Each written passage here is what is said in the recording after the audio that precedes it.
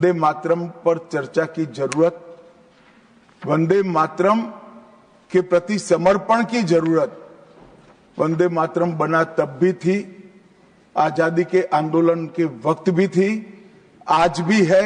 और जब 2047 में महान भारत की रचना होगी तब भी रहे, क्योंकि अमर कृति मां भारती के प्रति, भारत माता के प्रति समर्पण, भक्ति और कर्तव्य के भाव जागृत करने वाली कृति है।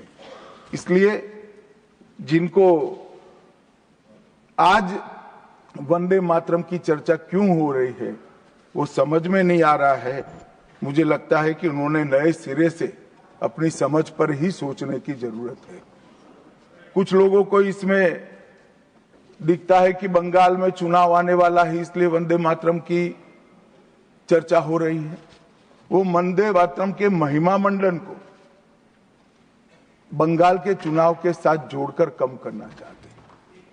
ये सही है कि वंदे मातरम की रचनाकार बंकिम बाबू बंगाल में पैदा हुए, बंगाल में गीत की रचना हुई, और आनंद मठ जिसमें बाद में वंदे मातरम समाहित हुआ, उसकी पृष्ठभूमि भी की बंगाल थी। मगर जब वंदे मातरम का प्रकटीकरण हुआ, वंदे मातरम बंगाल तक सीमित नहीं रहा था, देश तक भी सीमित नहीं रहा था। दुनिया भर में जहां पर आजादी के दीवाने थे वो गुप्त बैठक भी करते थे तो पहले वंदे मातरम का गान कर बैठक की शुरुआत। और आज भी सरहद पर हमारा जवान जब अपना सर्वोच्च बलिदान देता है, ये आंतरिक सुरक्षा के लिए देश के पुलिस का जवान सर्वोच्च बलिदान देता है, तो जब वो अपने प्राण त्यागता है, इसके मुंह पर एक ही मंत्र होता है, वो वंदे मातरम।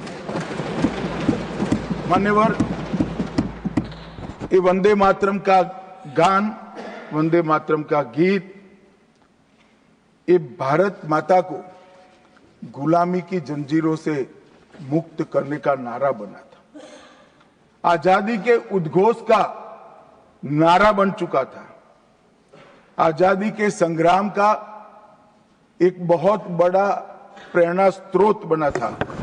और शहीदों को अंतिम बलिदान, सर्वोच्च बलिदान देते वक्त अगले जन्म में भी भारत में ही जन्म लेकर फिर से मां भारती के लिए बलिदान करने की प्रेरणा वंदे मातरम से मिली। और ये चिर पुरातन राष्ट्र को अनेक सदियों तक अपनी संस्कृति के रास्ते पर आगे बढ़ाने की प्रेरणा भी कई सारे मनुष्यों को इस वंदे मातरम से मिली। वंदे मातरम की दोनों सदनों में इस चर्चा से, वंदे मातरम के महिमा मंडन से, वंदे मातरम के गौरव गान से हमारे बच्चे, किशोर, युवा और आने वाली कई पीढ़ियां वंदे मातरम के महत्व को भी समझेगी और उसको राष्ट्र के पुनर्निर्माण का एक प्रकार से आधार भी बनाएगी। मान्यवर, बंकिम चंद्र चट्टोपाध्याय जी ने 7 नवंबर 1875 को वंदे मातरम की रचना उनकी सार्वजनिक हुई। यह दिन कार्तिक शुक्ल नवमी का था। अक्षय नवमी या जगदात्री पूजा के रूप में यह दिन मनाया जाता है। और जब रचना की तब शुरू में कुछ लोगों को लगा कि एक उत्कृष्ट साहित्यिक कृति है, परंतु देखते देखते देखते वंदे मातरम का एक गीत देशभक्ति, त्याग और राष्ट्रीय चेतना का प्रतीक बन गया, जिसने हमारे आजादी के आंदोलन का रास्ता प्रशस्त किया। और कब वंदे मातरम की रचना हुई? वंदे मातरम की रचना की पृष्ठभूमि हम सब ने जरूर याद करनी चाहिए।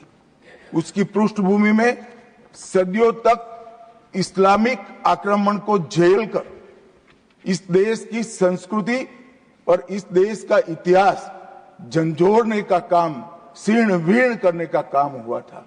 उसके बाद अंग्रेजों ने अपने शासन के काल में, भारत के गुलामी के काल में एक नई सभ्यता, एक नई संस्कृति हमें थोपने का प्रयास किया था। और उस वक्त ये वंदे मातरम का रचना बंकिम बाबू ने की, और वो रचना के अंदर बहुत बारीकी से जो हमारी मूल सभ्यता थी, हमारा सांस्कृतिक राष्ट्रवाद था, देश को माता के रूप में कल्पना कर कर, देश की माता के रूप में जो कल्पना की, इसकी आराधना करने की हमारी परंपरा थी, उसको उन्होंने पुनः प्रस्तापित किया था। और इसीलिए ये गीत देखते देखते कोई प्रचार के बगैर, उस वक्त ना सोशल मीडिया था, ना प्रचार के कोई साधन थे, उल्टा जो सरकार थी वो तो उसको रोकना चाहती थी, प्रतिबंध लगाती थी, वंदे मातरम बोलने वालों पर कोड़े बरसाए जाते थे, जेल में डाल दिए जाते थे।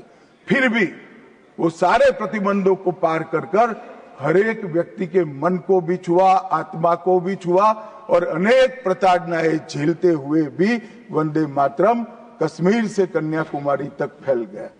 मान्यवर, ये एक प्रकार से भारत के संस्कृति के प्रति श्रद्धा रखने वाले सभी लोगों को पुनः जागरण का मंत्र बन गया। गुलामी के कालखंड में कई मंदिर, विश्वविद्यालय, कला केंद्र, हमारी कृषि व्यवस्था, हमारी शिक्षा व्यवस्था, कई सारी लाइब्रेरी अस्त व्यस्त हो गई, तोड़ दी गई, शीर्ण वीर्ण कर दी गई, मगर हमारी संस्कृति, उसके भाव को हमारे जनमानस से कोई नहीं मिला। मगर एक जरूरत थी वो भाव को जागरूक करने की और वो भाव को पुनः संगठित करने की। उसी वक्त बंकिम बाबू ने वंदे मातरम की रचना की, और देखते देखते वंदे मातरम का नारा अक्रॉस द कंट्री, पूरे देश में ट्रैवल कर गया मान्यवर, और अंडमान निकोबार की जेलों तक पहुंच गया। उसको ना अंग्रेज रोक सके, ना अंग्रेजों की सभ्यता को स्वीकारने वाले लोग रोक सके। मान्यवर, वंदे मातरम ने एक ऐसे राष्ट्र को जागरूक किया जो अपनी दिव्य शक्ति को भुला चुका था। राष्ट्र की आत्मा को जागरूक करने का काम वंदे मातरम ने किया। यह इसीलिए महर्षि अरविंद ने कहा, वंदे मातरम भारत के पुनर्जन्म का मंत्र है। श्री अरविंद का ये वाक्य, इसका गर्भित अर्थ वो वंदे मातरम की महत्ता को बताता है। मान्यवर, अरविंद घोष ने यह भी कहा कि देश को एक ऐसे मंत्र की आवश्यकता थी और ईश्वर ने उसे साकार करने के लिए ही बंकिम बाबू को इस भूमि पर भेजा। श्री अरविंद का वंदे मातरम के लिए भाव बच्चे बच्चे के लिए एक प्रेरणा स्रोत बन गया और हमारे आजादी का नारा बन गया। मान्यवर, हमारे देश को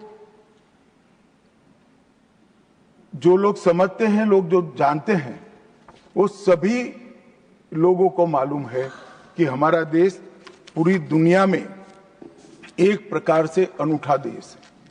दुनिया के कई देशों की रचना अधिनियमों से हुई, कहीं युद्धों के कारण हुई, कहीं युद्ध के बाद संधि के कारण हुई। भारत एकमात्र ऐसा देश है जिसकी सीमाएं कोई अधिनियम से तय नहीं की है। हमारे देश की सीमाएं हमारी संस्कृति ने तय की है और संस्कृति ने इस भारत को जोड़ कर रखा है। और इसीलिए सांस्कृतिक राष्ट्रवाद का जो कंसेप्ट था, वो सांस्कृतिक राष्ट्रवाद के कंसेप्ट को, सांस्कृतिक राष्ट्रवाद के विचार को सबसे पहले गुलामी के कालखंड में जागरूक करने का काम बंकिम चंद्र चट्टोपाध्याय जी ने किया। हम पूरे देश को एक बार फिर से देखें तो हमें मालूम पड़ेगा कि हमारे देश को जोड़ने वाला मंत्र हमारी संस्कृति है। हमारे देश को जोड़ने वाली एक रखने वाला मंत्र हमारी संस्कृति है और इसी के कारण वंदे मातरम का जो उद्घोष हुआ उसने सांस्कृतिक राष्ट्रवाद के सिद्धांत को पहली बार एस्टैब्लिश करने का काम किया। जब